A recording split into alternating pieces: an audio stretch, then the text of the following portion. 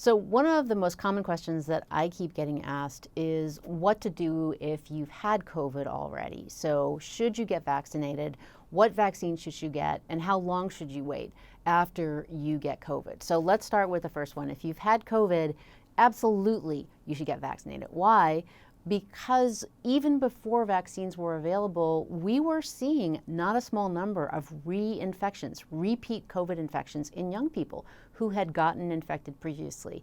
And we're not really surprised by that because when you get COVID, your body does make antibodies to it, but those antibodies aren't enough to keep you safe in the long run. Remember, COVID or SARS-CoV-2 is a common cold virus that has gone crazy, right? It's a coronavirus, the same thing that gives you a common cold every year.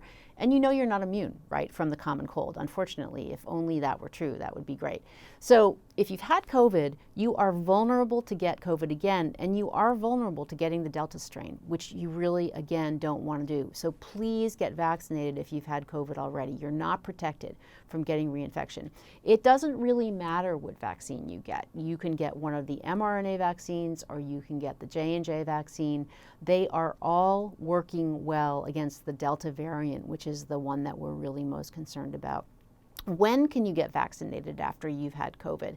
Really, anytime you feel like you're well past the acute event of having COVID. So let's say you get COVID, you're sick for a couple of weeks, you start to feel better. By maybe 3 to 4 weeks, you feel pretty much back to your usual self, hoping that's the way it goes.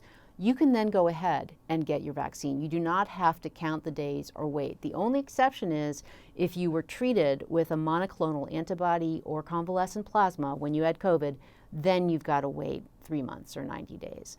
But otherwise, as soon as you start to feel better, if you're up for it, and I really hope you are, go ahead and get vaccinated to protect yourself and others from getting COVID in the future.